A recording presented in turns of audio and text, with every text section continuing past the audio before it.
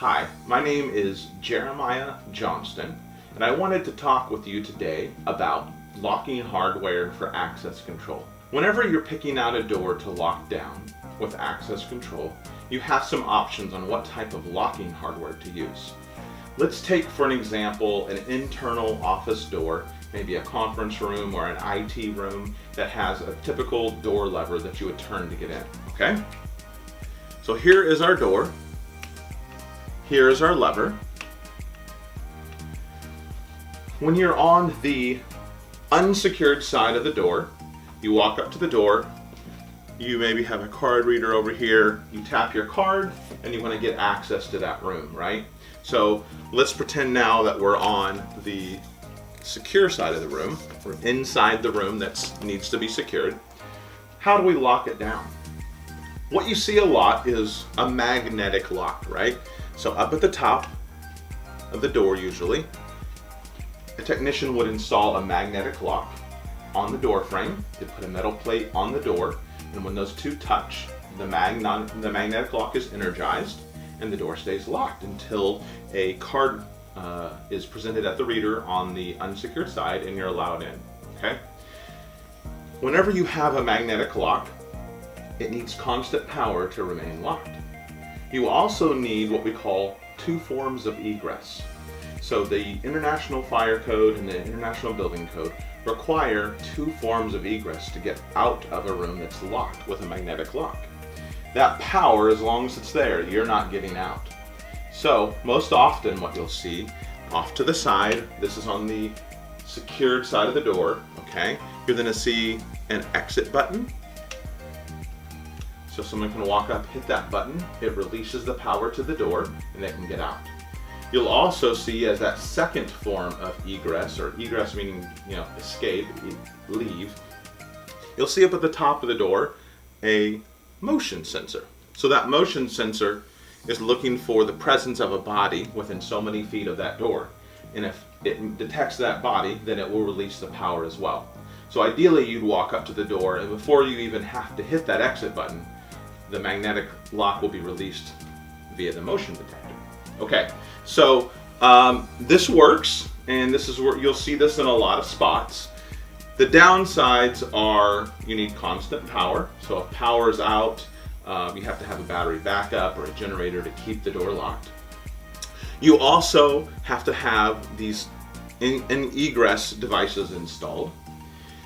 And then it's a less safe, as far as building safety or life safety, it's a less safe way to do it. A lot of municipalities are actually banning the use of magnetic locks. They're requiring that you use something like an electric strike, which we'll talk about here in a second. So this is an option. There are some doors that this is the only way. If you didn't do a magnetic lock, you'd literally have to replace the door before you were able to secure it. So magnetic lock sometimes is the only option. There's a lot of configurations of this. It's not just this simple, but this is kind of the high level. Okay, so let's talk about an electric strike, which is another way to secure a door. So let's take that same door, maybe an internal office door or IT room door. It's got the lever on it.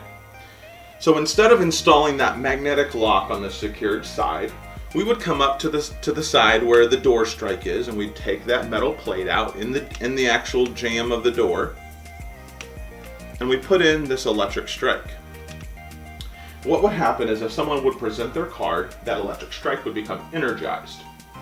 It would open up the face of that electric strike and allow someone to pull that door open from the lever on the unsecured side and enter the room, okay?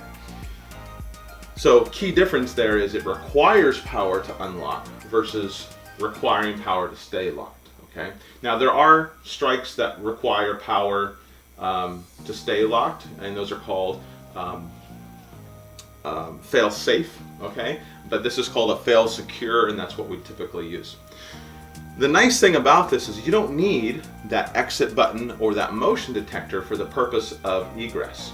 You could walk up to this door from the secured side, turn the lever, and you would bypass that electric strike and leave the door with no issue.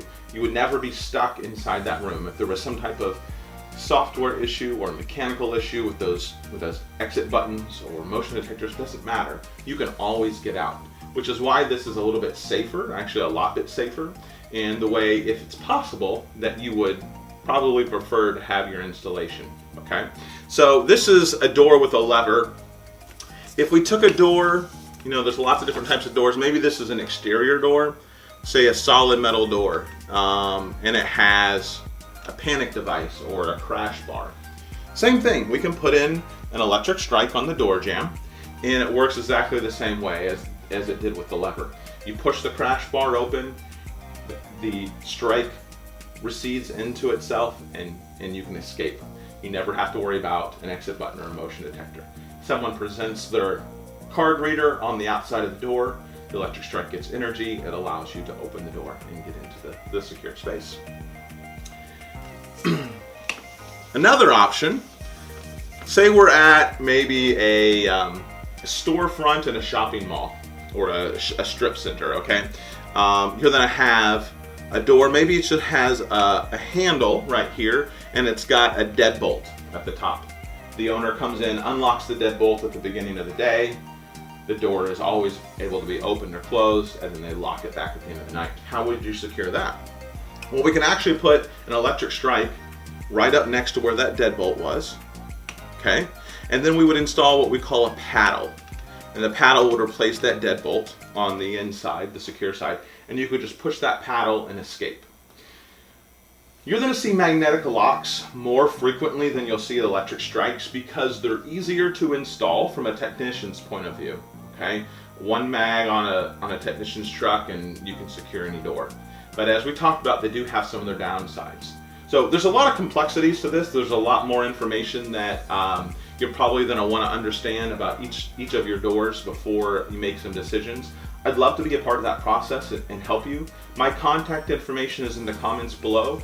If you ever have just a question or would like me to come out and do a site survey to give you some information about your doors, please reach out. I would love to help you. Thanks a lot and have a great day.